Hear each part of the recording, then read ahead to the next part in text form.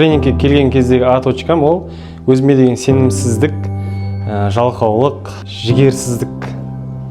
Осы қасиеттерім маған өте қатты кедергі жасайды. Менің біріншіден энергиям аз болды. Жұмысқа деген желанием, жұмысқа деген мотивациям жоқ десек болады. Алдыға деген мақсат кейде бар, кейде жоқ. Командамен ара-қатынас болсын, ата-анамен ара-қатынас болсын, нашарлау болды, кінәлаушылық көбірек сезімдер болды. Менде қарап отырсақ, жертваның күйінде болғанбыз. Айналадағы жақындарымызды көбірек кінәлайтын сондай бір қасиеттеріміз болған. Тренингке дейінгі менің А точкамда Бекзат ол сенімсіз, қорқақ, өзінің ойын айта алмайтын, үнемі өзінің фантазиясында ғана жүретін, ішкі сезімдермен үнемі күресетін, сондай сенімсіз бала болды. Тренингке дейін А точкам менің стресс, уайым жағдайлар болды. Қарым-қатынаста дұрыс болмады. Менде ол тренингке дейінгі А точка ол әйелмен түсініспестік болды. Бұлай түсінгенмен, бірақ ол нәрсені қалай, қай жерде, қандай нәрсемен өзгертуге болады деген нәрсені мен түсінбедім. Бірақ өзгеріс керек екенін түсіндім. Мен бұл тренингқа жолдасыммен келіп отырмын. Біздің ең басты запросымыз, мәселеміз деп айтсам болады, қарым-қатынас.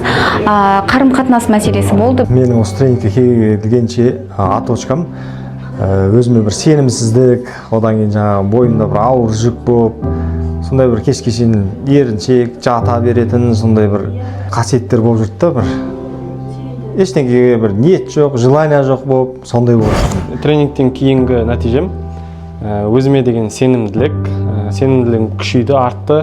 Өзімнің өмірімді толықтай түбегейлі өз қолымда екенін сездім. Өзім өмірімді өзгерте аламын. Тренингтен кейін Б точкамыз қазір мотивация бар, энергия бар, идея бар, қалай жұмыс істеу дегенді 100% білеміз. Пландарымыз четкий, айқындалды. Қарым-қатынас мәселесі болды. Біз бұны осы 3 күннің ішінде белгілі бір дәрежеде өз орнына қойып реттей алдық деп айтамын. Тренингті өту арқылы барлығын қойып, бүкіл нәрсенің жауапкершіліктің барлығын айналадағы адамдардан емес, өзімізден күтіп, өзіміз сол жауапкершілікті алып, және жертва сипатынан авторлық сипатқа, және өзіміздің өмірімізді ары қарай жақсы жағына өзгертуге, ең басты өзіміздің қолымызда екеніне, және өз өмірімізге өзіміз автор екеніне, соған көзіміз жетіп, соны жақсырақ. Тренингке келгелі бері өзімнің көптеген запростарыма жауабымды алдым. Ол жәнегі ішкі қорқынышымды жеңдім, өзімнің белсенділігім артыла бастады, сенімділігімді арттыра бастадым. Осы қасиеттеріммен өзімді бағалай алдым қазіргі сәтте.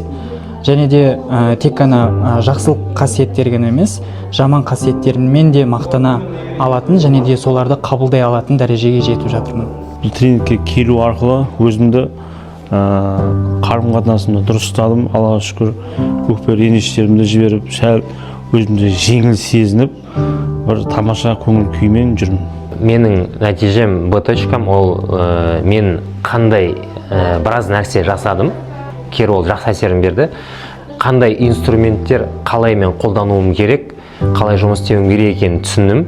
Сол инструменттерге сеніп тұрмын. Болашақта жақсы нәтиже көрсетемін деген үміттемін. Енді осы 3 күндік тренингта практикалар жасап, уже енді қазір мен өзгеріп, бойымда жүрген бір ауырлық, бір басып тұратын бір дүниелер болған, соның бәрін тастап, өзімді бір жеп-жеңіл сезініп, басқаша бір тауға баратындай болып, сондай бір сезімде болып тұрмын да өзі.